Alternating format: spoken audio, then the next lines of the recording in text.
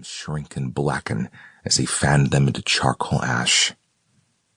"They might not stop here," said Erich.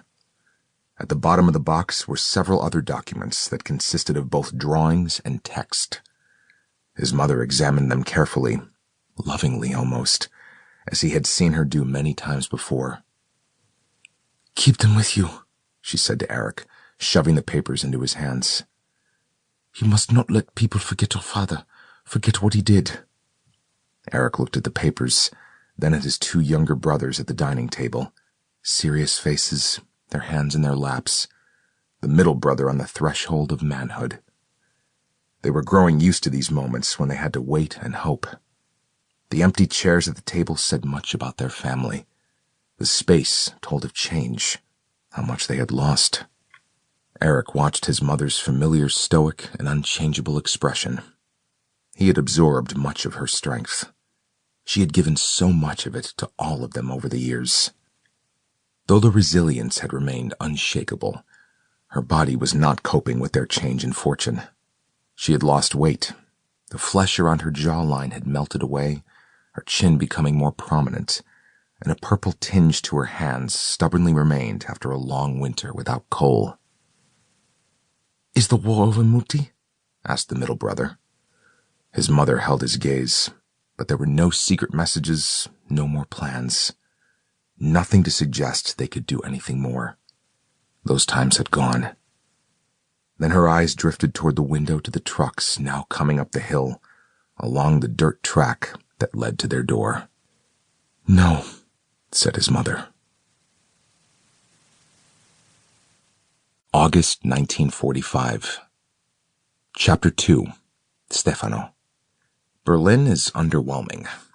The city described by the Germans as the most progressive in the world, occupied by intelligentsia, superior order, and robust architecture, is little more than a puzzle now, what remains of it, slowly being pieced together.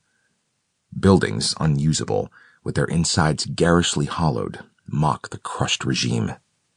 Windows from where Germans stretched their arms to salute their Führer, to clap the soldiers in the street, are now empty elitist dreams.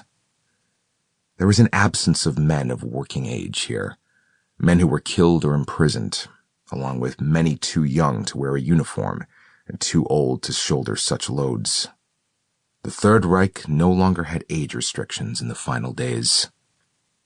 Beige women in belted dresses and headscarves walk in groups along the pavement of streets cleared of debris, clutching handbags as if they have somewhere important to be.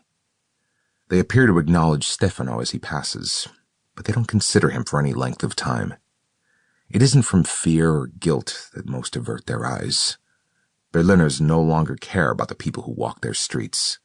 They have thrown away caution and replaced it with apathy. Without the Nazi symbols of false superiority, there is nothing to measure themselves against. Among the debris and the shards of a broken city, they too are free. Stefano was stopped earlier by British soldiers to show the mark on his arm. It is as good as an identity card. In fact, it is better. The mark means that one is no longer answerable. He's left alone, unquestioned. The Russian soldiers ignore him. The British soldiers nod formally. The Americans stare longer, curious. Stefano is thin, worn, gaunt, haggard, all the words that his mother would have used to describe his condition. She would be horrified by the state of him, but he has seen others in worse condition. He is a survivor, one of the lucky ones who ordinarily wouldn't consider themselves lucky. Tall, muscled, he was once a swimmer, a student of languages. Stefano's family had used words like tender and loving to describe him after he left them for the first time. The more words the second, and no words on the last trip, because by then, as war raged with a new sense of recklessness, thoughts of inevitability had replaced any promises of return.